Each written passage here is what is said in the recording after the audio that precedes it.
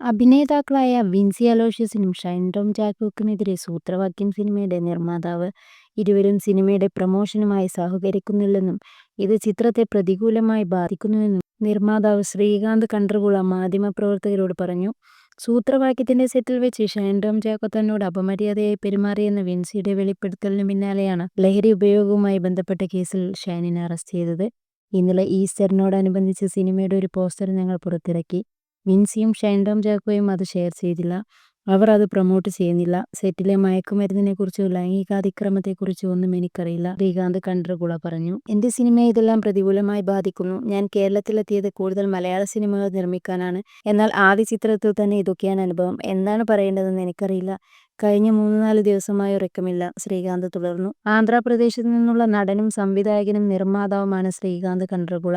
അദ്ദേഹം മലയാളത്തിൽ ആദ്യമായി നിർമ്മിക്കുന്ന ചിത്രമാണ് സൂത്രവാക്യം.